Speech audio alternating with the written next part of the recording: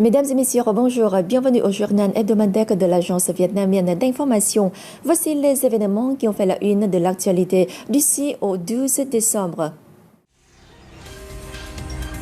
Le président de l'Assemblée nationale Laos Phan Vihan a effectué une visite officielle du 6 au 8 décembre au Vietnam à l'invitation de son homologue vietnamien Vương Đình Huệ. Lors de leur entretien, les deux dirigeants ont décidé de renforcer les échanges entre le groupe d'amitié de députés et les échanges de délégations au niveau des provinces, des grandes villes et des provinces frontalières et jumelées. Ils ont également convenu d'organiser des activités célébrant l'année de la solidarité et de l'amitié Vietnam-Laos, Laos-Vietnam en 2022, à l'occasion du 60e anniversaire des liens diplomatiques et du 45e de la signature du traité d'amitié et de coopération Vietnam-Laos. Hanoï et Vientiane ont également convenu de se soutenir au sein des forums interparlementaires régionaux et internationaux, tels que l'Union interparlementaire internationale, l'Assemblée interparlementaire de l'ASEAN, le Forum parlementaire Asie-Pacifique, l'Assemblée parlementaire de la francophonie. Vương Đình Huệ a plaidé pour une coordination plus étroite entre les deux assemblées nationales afin de mettre en œuvre les accords de coopération conclus, notamment la stratégie de coopération Vietnam-Laos, période 2021-2030, et l'accord de coopération Vietnam-Laos, période 2021-2025.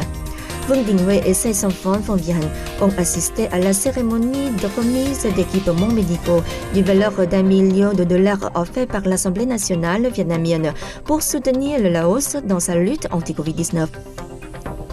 Durant son séjour au Vietnam, le président de l'Assemblée nationale du Laos a été reçu par le secrétaire général du Parti communiste du Vietnam, Nguyễn Phú Trọng, le président Nguyễn Xuân Phúc et le Premier ministre Phạm Minh Chính. Le secrétaire général du Parti communiste du Vietnam, Nguyễn Phú Trọng, a présidé le 9 décembre à Hanoï une conférence nationale sur l'édification et la réorganisation du parti à l'intention des 4 dirigeants du pays. Organisé en présentiel et en ligne, l'événement a également réuni le président de la République, Nguyễn Xuân Phúc, le Premier ministre Phạm Minh Chính et le président de l'Assemblée nationale Vương Đình Huệ, ainsi que des 4 dirigeants de l'ensemble du pays. Nguyễn Phú Trọng a demandé de faire plus d'efforts dans le travail d'édification et de rectification du parti, soulignant que ce travail vise à rendre le parti et le système politique de plus en plus sain et fort à la hauteur des tâches assignées, capables de diriger l'édification et le développement du pays de manière plus rapide et plus durable. Nguyễn Phú Trọng a demandé que tous les 4 membres du parti fassent preuve d'une grande détermination et prennent des mesures drastiques et réalistes pour empêcher les forces hostiles de mener des sabotages. Il s'est déclaré convaincu que le pays surmonterait toutes les difficultés et mettrait en œuvre avec succès la conclusion et le règlement du 4e plénum du comité central du parti, 13e mandat, et d'autres résolutions et décisions, créant une nouvelle avancée dans le travail d'édification et de rectification du parti, ce pour le rendre de plus en plus sain et fort et digne d'être l'avant-garde de la classe ouvrière, des travailleurs et de tout le pays. Le plan d'action Vietnam-Nouvelle-Zélande pour la période 2021-2024 a été signé le 8 décembre entre le ministère des Affaires étrangères des deux pays en vue de mettre en place le partenariat stratégique bilatéral. Lors de la cérémonie de signature organisée en ligne, le ministre vietnamien des Affaires étrangères Bùi Thanh Sơn s'est dit convaincu du bien fondé de ce plan d'action pour promouvoir le partenariat stratégique entre les deux pays dans tous les domaines. Il s'est réjoui de la qualité de la coopération bilatérale dans les secteurs de la politique, de la défense, de l'agriculture et de la santé, et ce malgré la crise sanitaire. La ministre néo-zélandaise des Affaires étrangères, Nanaya Muhuta, a exprimé sa volonté de coopérer avec le Vietnam dans la reprise économique. Elle a apprécié la collaboration étroite entre les ministères et branches des deux pays ces derniers temps dans le perfectionnement du programme d'action et souhaité renforcer la coopération avec le Vietnam dans le commerce et l'investissement, l'éducation, l'économie numérique et le changement climatique.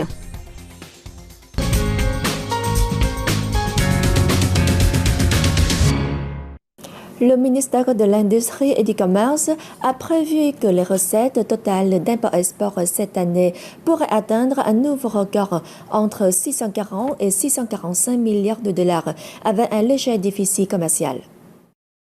Le ministère a attribué ces résultats aux grands efforts déployés par les entreprises pour surmonter les difficultés du Covid-19, maintenir et relancer la production, en particulier celle des secteurs de l'habillement et du cuir. Selon le ministère, d'ici la fin de cette année, les entreprises pourront retrouver le taux de croissance d'avant la pandémie. Les secteurs traditionnellement forts à l'exportation, tels que le téléphone, l'électronique, les machines et les pièces détachées, devraient également afficher une croissance des exportations de 15 à 25% cette année. Cependant, le ministère a également souligné les difficultés majeures auxquelles sont confrontées les entreprises, notamment la pénurie de main-d'œuvre, en particulier dans les localités du Sud, ainsi que le manque de matériaux pour la production, les coûts logistiques élevés et les restrictions des mesures de prévention et de contrôle du Covid-19. Le Vietnam se classe dans le top 10 mondial des exportateurs de produits électroniques, le deuxième en termes de téléphones, le 9e pour l'externalisation de logiciels, selon le ministère de l'Information et de la Communication. Le pays compte actuellement 58 000 entreprises de technologie de l'information et de la communication et espère porter ce chiffre à 100 000 d'ici 2025. Le chiffre d'affaires total de l'industrie des entreprises des technologies de l'information en 2020 atteint 124,6 milliards de dollars avec 15,2% par an de taux de croissance moyen sur la période 2015-2020, ce qui en fait l'un des secteurs économiques les plus dynamiques du pays. Les téléphones et ordinateurs figurent toujours fermement dans la liste des 10 plus grands groupes d'exportation en 2020, portant l'industrie vietnamienne du matériel et de l'électronique à un excédent commercial de plus de 15 milliards de dollars. Lors des 14e Olympiades internationales d'astronomie et d'astrophysique, les 5 étudiants vietnamiens en lice ont remporté des médailles, selon le ministère de l'Éducation et de la Formation. L'équipe vietnamienne était composée de 5 élèves du lycée d'excellence à Amsterdam. Ils ont remporté 2 médailles d'or, 1 d'argent et 2 de bronze. Il s'agit des plus grandes réalisations d'étudiants vietnamiens aux Olympiades internationales d'astronomie et d'astrophysique. Les 14e Olympiades internationales d'astronomie et d'astrophysique se sont tenues en ligne du 14 au 21 novembre, attirant des étudiants de plus de 50 pays et territoires du monde entier. Le Vietnamien Trần Văn Khôi, membre du Centre de recherche et de sauvetage en mer de la région de Da Nang de l'administration maritime vietnamienne, a reçu le prix de l'Organisation maritime internationale OMI en 2021 pour sa bravoure exceptionnelle en mer. Trần Văn Khôi est le premier marin vietnamien à recevoir ce prix de l'OMI IMO Award for Exceptional Bravery at Sea, qui honore les personnes ayant eu des actions exceptionnelles pour sauver d'autres personnes en détresse en mer ou pour minimiser les dommages causés à l'environnement marin. En octobre 2020, Trần Văn Khôi et des collègues avaient bravé une mer déchaînée pour sauver 4 marins du cargo Vietship 01 en perdition dans des conditions météorologiques extrêmes. En raison de la pandémie de Covid-19, Trần Văn Khôi n'a pas pu participer à la cérémonie de remise des prix tenue à Londres. Le comité d'organisation a projeté un court-métrage pour honorer ses actions courageuses. Dans l'édition de cette année, il y avait un total de 37 nominations pour le prix, soumises par 23 pays membres de l'OMI et 4 organisations non gouvernementales. Le Vietnam a remporté 3 prix lors des 2e World Awards, l'initiative mondiale visant à reconnaître, à récompenser et à célébrer l'excellence dans le secteur du maïs, réunions, incentives, conférences et expositions. Les World Mice Awards 2021 ont reconnu Ho Chi Minh Ville comme la meilleure destination mice d'Asie, le Sheraton Grand Da Nang Resort à Da Nang comme le meilleur hôtel de réunion d'Asie 2021 et Vietnam Airlines comme la meilleure compagnie aérienne mice d'Asie 2021. Les résultats font suite à une recherche d'un nom des principales marques mice au monde. Les professionnels du secteur et le public ont voté, le nominé remportant le plus de votes dans une catégorie étant nommé lauréat. Le fait que le Vietnam reçoive en permanence des prix régionaux et internationaux de premier plan d'organisations prestigieuses est une condition très favorable pour une large promotion de sa marque touristique à l'international, contribuant ainsi à la reprise et au développement de son tourisme.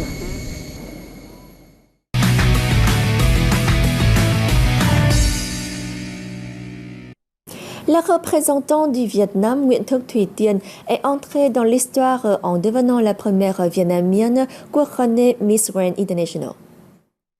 Miss Grand International 2021 is Miss Grand. La nouvelle reine de beauté de 23 ans a surclassé 59 candidates du monde entier dans la finale du concours qui s'est tenue le 4 décembre en soirée à Bangkok de Thaïlande. Placée dans le top list, Thủy Tiên a gagné de nombreuses épreuves et convaincu le jury lors de sa présentation orale exprimée dans un anglais impeccable, appelant à mettre fin aux violences salariales pour un monde meilleur. Elle a remporté le Best in Swimsuit voté par les fans sur les réseaux sociaux. Née en 1998, Nguyễn Thúc Thủy Tiên, 1m71, avait été élue première dauphine lors d'un concours de beauté du sud du Vietnam en 2017 et sélectionnée dans le top 5 du concours Miss Vietnam 2018. Trois jeunes réalisateurs vietnamiens sont lauréats de divers prix au Festival international du film de Singapour 2021 qui s'est déroulé du 25 novembre au 5 décembre. Le film The Men Who Wait, Les Hommes qui attendent, du réalisateur Trương Minh Quý, a reçu le prix du meilleur court-métrage d'Asie du Sud-Est. Ce film décrit les aspirations et la solitude d'hommes marginalisés et abandonnés, perdus dans l'attente et la nostalgie. Grandma's Broken Leg, la jambe cassée de grand-mère de Huỳnh Công Nhớ, a reçu le prix du jury des jeunes, et Daughter of the Mountain God, fille du dieu de la montagne du réalisateur Phạm Hoàng Minh Thi, celui du prix Fellowship. Fondé en 1987, ce festival cinématographique annuel est l'un des plus importants d'Asie.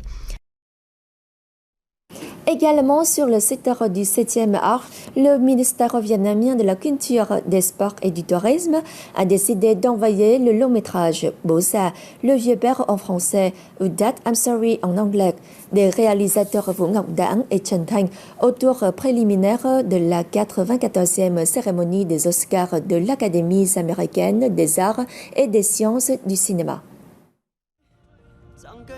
Le film apparaîtra dans la catégorie meilleur film international des Oscars 2022. Au cours d'une année de cinéma pleine de difficultés à cause de la crise sanitaire, le vieux père de trois producteurs, Trần Thành Thao, HK Film et Galaxy Studio, a reçu beaucoup de bonnes nouvelles. Après sa sortie en salle dans le pays et à l'étranger, le vieux père a affiché des chiffres d'affaires records, respectivement de 420 milliards de dons et environ 1 million de dollars. En novembre dernier, lors du 22e Festival du film du Vietnam, Bố Già, le vieux père a remporté 3 prix, dont un Bom Sen Bạc, le disque d'argent.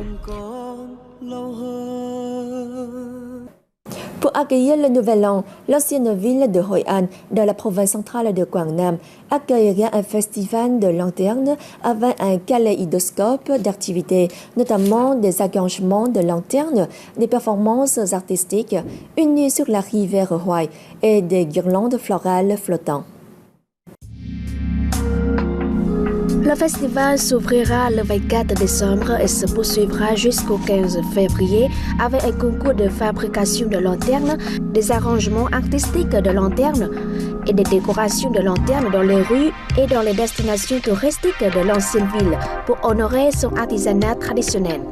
Après une longue interruption due à Covid-19, le spectacle Souvenir sur Hội An rouvrira ses portes aux touristes le week-end à partir du 18 décembre avec de brillantes performances artistiques et plus de 20 mini-spectacles culturels. Et c'est la fin de cette édition. Merci de l'avoir suivi et à la semaine prochaine.